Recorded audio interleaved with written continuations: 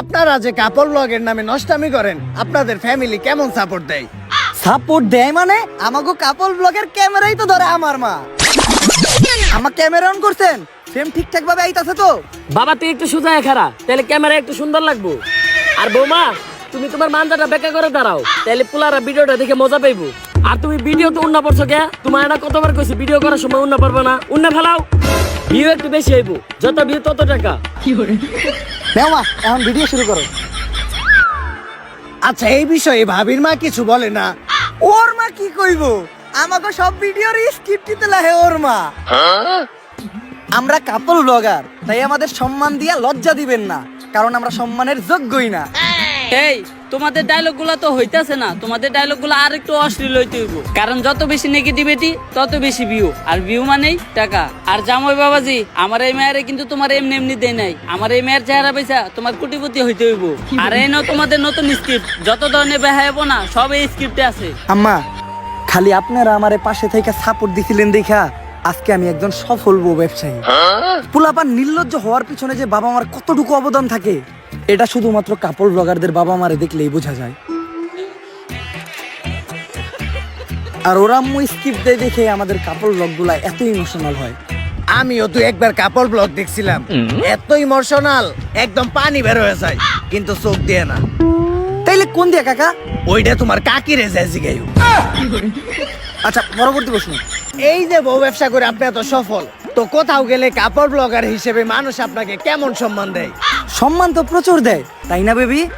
প্রচুর। আজকে আমি আর আপনাদের ভাবি আসছি হইলো একটা লাইব্রেরিতে, আর লাইব্রেরিতে থাকে হইলো বই। বই মানে শিক্ষা, আর যেই শিক্ষার অভাবেই আজকে আমরা কাপল ব্লগার। আর এই লাইব্রেরিটা আমি আর আপনার ভাবি কিনা নিমু, কারণ একটাই, আপনাদের সবার মাঝখানে শিক্ষা ছড়াই দেওয়া, যাতে ভবিষ্যতে আপনারা শিক্ষিত হইয়া শিক্ষারে কাজে লাগায় কোনো চাকরি বাকরি করে খাইতে পারেন, আমার মতো যাতে বউ ইচ্ছা না খাইতে হয়। আর এই লাইব্রেরিটা অনেকদিন ধরে বন্ধ ছিল, যার কারণে এই লাইব্রেরিটা হয়েছে অনেক নোংরা এবং আবর্জনা যুক্ত, একদম আমাদের কাপড় ব্লগারদের ব্রেইনের মতো। তাই চলো যান আমরা আগে লাইব্রেরিটা পরিষ্কার করি। তার আগে আসেন লাইব্রেরির মালিকের সাথে একবার কথা বলি। তো ভাই, এই লাইব্রেরিটা আপনি কত টাকায় বেচবেন? আমি তো কোনো কাপড় ব্লগার কথা আমার লাইব্রেরি বেচুম না। কেন ভাই, বোর্ডে লেখা বরস নাই? কুত্তা হলেও চলবে, কিন্তু কাপড় ব্লগার প্রবেশ নিষেধ। একবার খালি আমার লাইব্রেরিতে একটা কাপড় ব্লগার ঢুকছিল, তারপর থেকে আমি আমার লাইব্রেরি বন্ধ করে দিছি। আর তোরা ভাবছো তোর কাছে আমি লাইব্রেরি বেচমু? নির্লজ্জ বেহায়, বাইরে আনতে। আসলে সমাজে কাপড় ব্লগারদের প্রচুর সম্মান, সম্মানের ঠেলায় কোথাও যাইতেই পারে না, খালি গুতা খায়। পরবর্তী প্রশ্ন। মানুষ বলে কাপড় ব্লগারদের ভিউ কমে গেলে তারা নাকি ডিভোর্স বা আলাদা হওয়ার নতুন নতুন নাটক সাজায়, এই বিষয়টা কতটুকু সত্য? এইটা একটা ঠাড়া বড় মিথ্যা কথা। যারা এই ধরনের নাটক শুধু ভিউয়ের জন্য করে, তাদের মতো জঘন্য মানুষ এই দুনিয়াতে নাই। আমরা তো কোনোদিন ভিউয়ের জন্য এই ধরনের নাটক করলাম না, তাই না বেবি? বেবি, আমাদের এসব ফালতু কন্টেন্ট পাবলিক এখন আর খায় না, ভিউ কমে গেছে, সাথে ইনকামও। ভিউ বাড়াইতে চাইলে এখন নতুন কোনো নাটক করতে হইব। সব নাটকই তো আমরা কইরা লাইছি। এই ফেসবুকে তো ইদানিং ছাড়াছাড়ি নাটক খুব চলতেছে, এটা গুলো কেমন হয়? মারাত্মক আইডিয়া দিছে তো। গুরুজনরা কইছিল প্রত্যেকটা সফল পুরুষের পিছেই একটা নারীর হাত থাকে। তুমি তার প্রমাণ। তোমার মতো একটা বউ ঘরে থাকলে বউ ব্যবসায় উন্নতি আর উন্নতি। তাহলে চলো নাটকটা শুরু করি। মুয়া! আমার সাথে আপনাদের ভাবি শিলা চিট করছে। আমি থাকা অবস্থায় কালকে রাত্রে ও আরেকজনের সাথে ঘুমাইছে। কার সাথে ঘুমাইছে জানেন? একটা কোল বালিশের সাথে ঘুমাইছে। এই দেখেন, একটা নির্লজ্জের মতো আমার সামনে কোল বালিশে জড়াই ধরে ঘুমাই আছে। তোর সাথে সম্পর্ক হইরাম না, সম্পর্ক হইরাম না তোর সাথে। গাইস, একটু আগে আপনারা ভিডিওতে তো দেখলেন সম্রাট আমার মায়ের একবারে বস খেলাইছে, আর দিয়ান আমার কি অবস্থা করছে।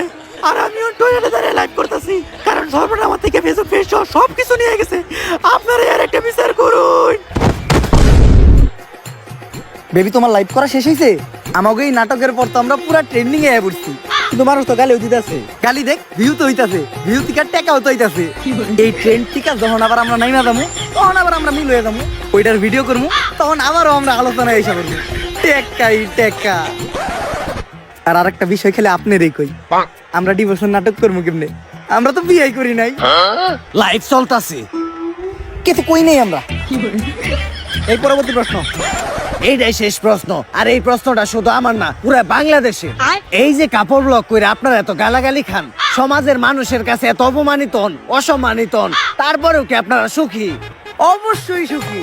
আমার তো মনে হয় এই দুনিয়াতে আমাদের মতো সুখী অন্য কেউ নাই।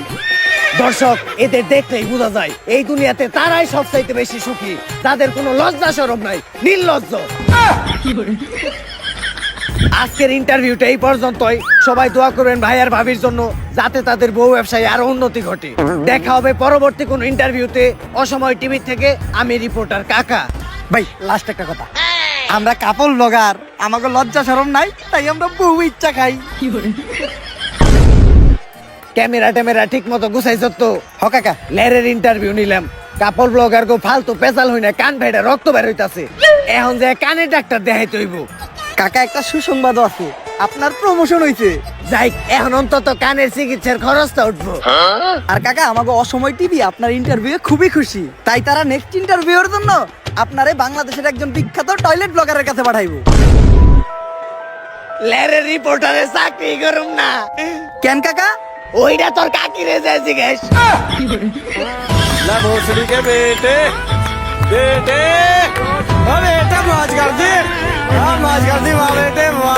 So guys, ভিডিওটা কেমন ছিল? যদি এই ভিডিওটা আপনাদের কাছে ভালো লেগে থাকে তাহলে ফটাফট এই ভিডিওতে একটা লাইক, কমেন্ট, শেয়ার আর এই চ্যানেলটাতে একটা সাবস্ক্রাইব করে দেন। আর এই ভিডিওটার কোন পার্টটা আপনাদের কাছে সবচেয়ে বেস্ট লাগছে ওইটা